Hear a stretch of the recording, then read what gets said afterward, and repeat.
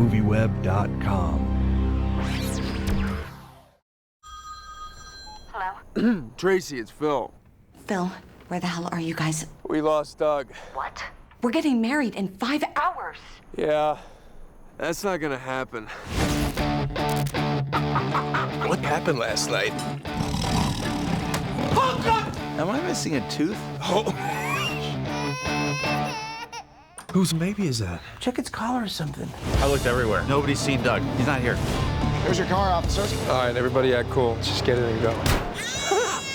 What is going on? I lost a tooth. I married a whore. How dare you? She's a nice lady. So, Doug is one of the most stand-up guys I think I've ever seen in a film because he does not get upset with his friends at all after this crazy Well, he business. gets a little upset. We can't give it away, but he does get a little upset for just a second. But he's got his eyes on the prize. He's got to get to his wedding, and he's been stuck somewhere for quite a while his friends look for him. So he doesn't really have time to get mad. What could he possibly be doing for that amount of time? I mean, is he sleeping? Is he just chilling out?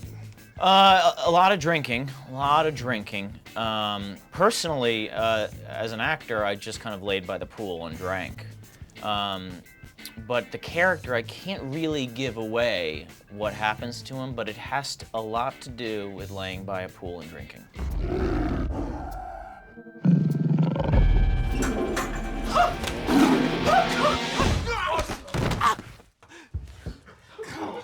Phil, do not go in the bathroom. Hey, will you put on some pants? Phil, there is a tiger in the bathroom. What's going on? There's a jungle cat in the bathroom. Okay. I'll check it out. Don't go in. Be careful. Don't. Oh, he's not kidding. There's a tiger in there. Yeah. It's big, gigantic. Oh, I am in so much pain right now. Look at this place. I know, Phil. They have my credit card downstairs. I'm so screwed. I mean, how does a tiger get in the bathroom? It almost killed me.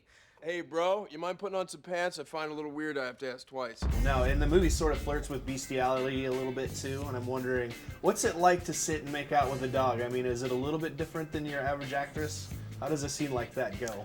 I hadn't thought of that as a scene that flirts Todd's with bestiality, dog, and his name's but Tucker, and it's a male. Just for You made out with the director's dog. gay bestiality. I make out with a dog?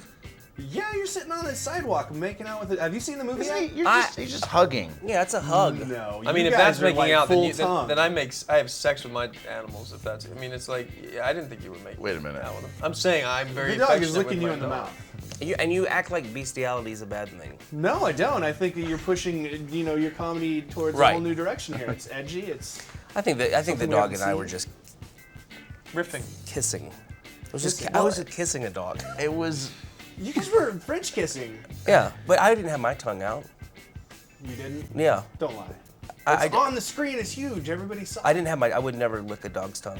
Now, I want to know, one of the crowning achievements of this movie is the cast you put together. Can you sort of go through how you picked each of these guys for these roles? Well, yeah, I mean, for me, it's so much about casting, and I think it is for a lot of directors. I mean, it really is what makes your script come to life. And, Zach is somebody I've been following for about 10 or 15 years in LA in the stand-up comedy scene. And I just always think Zach has the best face and the best eyes. He just has this sweetness behind him that he can get away with anything. And I just was looking for something to do with him, and this came up, and I started thinking, what if we kind of craft the part for Zach? He's more of an outsider, he's the brother-in-law. And we started writing it for him and built it around him. I think when you put together a comedy cast, it's so important that the three guys, an ensemble, that they all come from a different place comedically. Zach and Ed are both super funny, but they're so different, their styles of comedy, that it really all works together. Oh. I'm gonna go clean him off. Sorry, Daddy didn't mean it. Oh my God.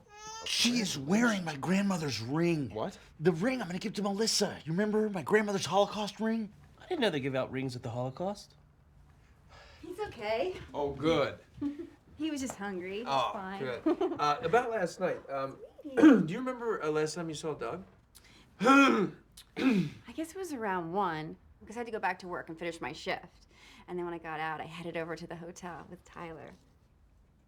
I got a question. You said when your shift ended, does that mean you're a nurse? Or blackjack dealer. You know this. I'm a stripper. Well, technically I'm an escort, but stripping's a great way to meet the clients.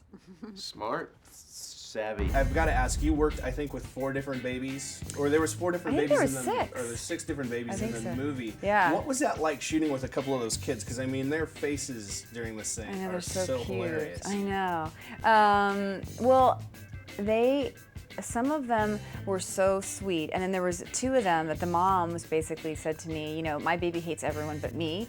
Here you go. And then she gives me the baby, and the baby's like, "Ma!" And you're just like, oh, sorry, my baby hates everyone but me. And I'm just like, oh, you know? And so then we'd just be sitting there waiting for the baby to stop crying. A lot of it revolved around trying to play with the baby with little toys and like do things to try to make the baby happy. So it was a hate baby. Well, the 2 of the babies with the angry mom were haters. The baby, you guys were breaking up when I saw you guys on set. Was it hard to get through some of these scenes with that baby and his face? Yeah. It was. There were 8 of them. It was hard at the beginning because the baby was so unbelievably adorable and it would just make us laugh. Later it became hard because the baby was so malcontent and wouldn't stop crying, and that stopped being funny and started being kind of a pain. Well, I heard he was kind of one of the babies, a little jerk. That's what Heather Graham said. Heather said that. Well, They all had she different doesn't like personalities. We worked with like 8 babies, 4 sets of twins, because you have to for union rules and everything. They all had different personalities, but they were each of their own sort of bundle of joy. But we had our favorite one. There was the go-to guy, Grant. one of the male baby. Graham, was it? Grant. Grant, who just, was that his name? Yep. He was like just the closer. Yeah, if we were ever having trouble, it was like, bring in Grant. Yeah, and he was a little bigger than all the other babies, and he just killed it. I want you to take me through the conversation you had with this baby's parents when you said, we're gonna make it look like he's jacking off.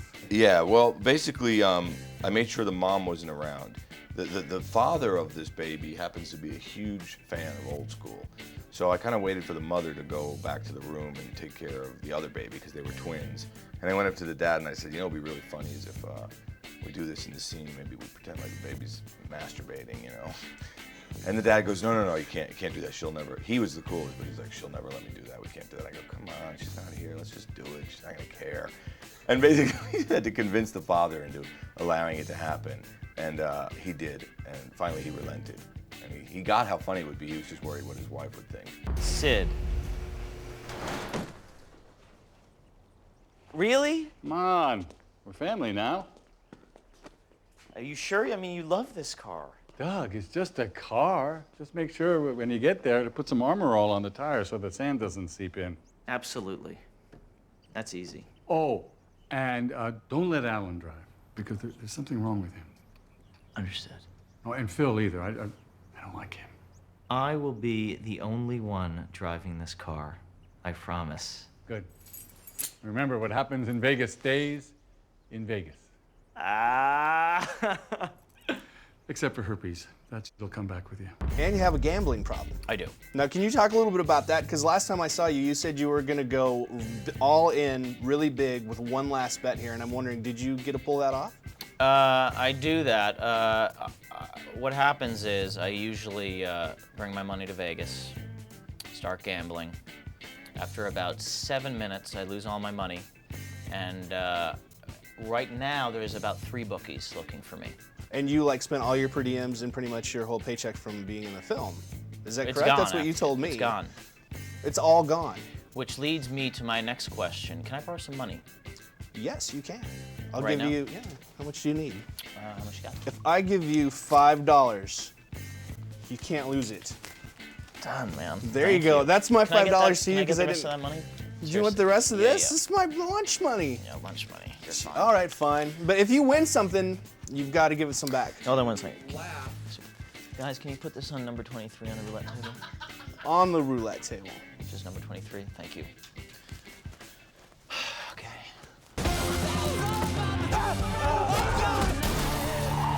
Some guys just can't handle Vegas. Mike Tyson? This is my favorite part coming up right now. Oh, jeez! I'm just saying, he still got it.